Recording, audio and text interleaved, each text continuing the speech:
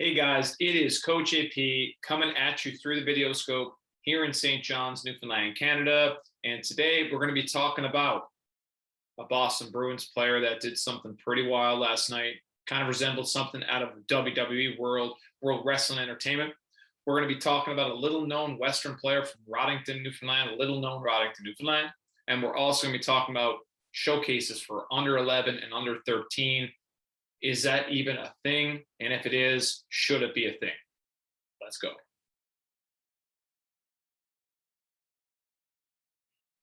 All right, this video is brought to you by Adley's Eats. Check them out on Pearson Street, right across the street from Burger King and Irving on Torbay Road. Check them out during the day. Ask for Paul Roboth, a super nice guy. Definitely does a lot of great things in the hockey community and the community at large. So go in, grab a great homemade meal, and food is fantastic. They have catered our events before and really enjoy their food and the experience there. All right, so let's dive right into Brad Marchand. And last night he decided he was just going to go AWOL on Tristan Jarry. Link to the episode below, so check that out. He just decides he's just going to punch the guy in the side of the head.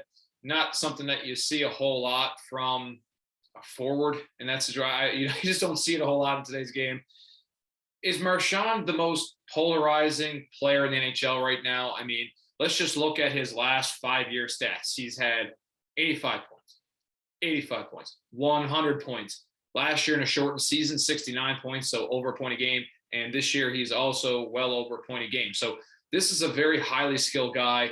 Not the fastest guy on the ice by no means, but really nifty, crafty, knows how to find time and space, and uses his line mates real well and has very good individual skills.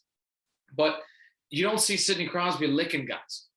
You don't see Austin Matthews kissing guys, you know, on the ice and in a scrum.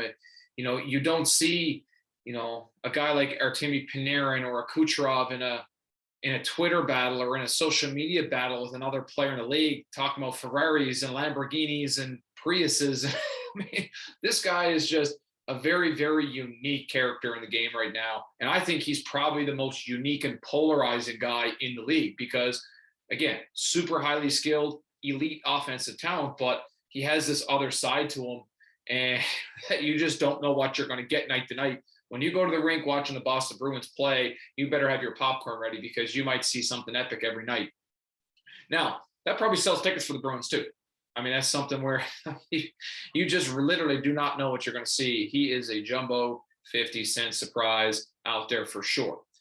Is there more to meets the eye than what happened last night? I know there's some people talking on Twitter about, the goalie, Jarry, stuck one of the Bruins players when he was on his way to the corner, and this was a retaliation for it. I mean, we just don't know. Unless you're on the ice and in Marchand's head, we really don't know what happened there. There could have been something that happened in a previous meeting or in a playoff series, or maybe somebody said something about somebody's wife, or somebody said something about someone's girlfriend, or anything like that. It could be anything. So fans and these people that are prognosticators that are projecting what could have happened or what didn't happen, I really genuinely believe that it's just clickbait because none of us know. It might have been as retaliation for the slash, but the slash by Jarry to the Bruins player, I don't remember who it was a righty. It was so harmless that, it didn't seem like it was much. Or maybe it was just something that was the last straw that Jarry had done. Maybe in previous games, Jarry had stuck Marchand in front, or maybe he was chopping at his legs in front on the PP or something like that. That's possible. But again, we are all just speculating as to what happened. There is always more to meets the eye than some of these little dust-ups than the media projects it out to be.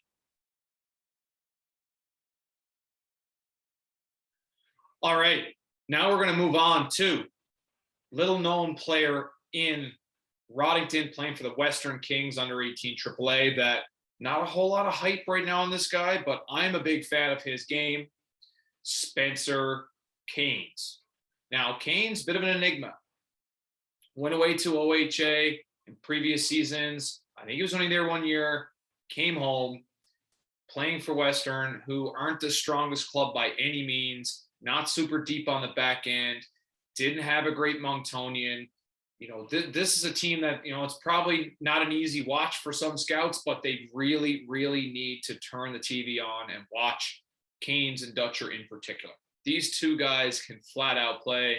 Let's just take a look at a couple of Keynes' clips here. Special thanks to Instat for allowing us to use these clips in our videos. They are super cool. This is an awesome tool for scouts, for management, for general managers. Anybody involved in hockey should have Instat if you are doing evaluation on players, because it is quick, easy, efficient, and breaks it down for you. It's like, it's like having you can put the recliner back and watch one specific player over a course of a season. It is awesome. Check it out. Western Kings maintain possession. They get it back to Keynes. Keynes scores! All right, so here's Dutcher with the puck now. Dutcher's got wheels. He's skating down there on picture with the shot. He scores! Oh! Liam Dutcher, roof daddy. All right, so Keynes' point totals might not jump out at you. He only had 2 goals in 3 games, the Monctonian, but they were 2 snipes against Kensington. Numbers are pretty good in the under-18 AAA league, but they're not really going to jump off the page. It's not like he's got 3 points a game or something. It's not a crazy number, but if you watch the tape on this kid, he's big. He skates well. He's got offensive upside. And, I mean, any guy that has that attack shiftiness and the attack speed that he has, he enters the line with crossovers. He can outmatch you coming down the wings. He's 6'1", 6'2". This kid is a December 1st, 2005 birthday. So you may as well call him a 2006. He's a very, very late birthday. Junior A teams, take a gander at Keynes. Just go watch him. It's not an easy watch watching Western play sometimes. The scores get a little bit out of hand, but this guy can flat out play, as can Liam Dutcher. Junior A teams, adjust your radars and put those 2 names on your radars. Really like those 2 players from a scouting perspective. All right, last but not least, let's dip into showcases. And I get a lot of calls this time of the year, and people asking, well, my son just got an invite to an under-11 showcase, or my daughter just got an invite to an under-13 female showcase. What do you think? And first of all, to me, that's false advertising. Mainly because any event that's before under-13, so Pee-wee, scouts aren't watching Pee-wee hockey and saying, oh, this guy is the next this person. Or they're not getting their evaluation criteria ready for a kid that's going from Adam to Pee-wee, or under 11 to under 13. So the term showcase to me is you are showcasing your abilities to the next level. And really the next level, nobody from under 13 AAA is watching some hockey camp in May to project how good someone's going to be in August for trials, for under 13 AAA trials. Nobody is watching under 11 hockey to see if the kid's major junior ready or not, or prep school ready or not. It is just too early for that.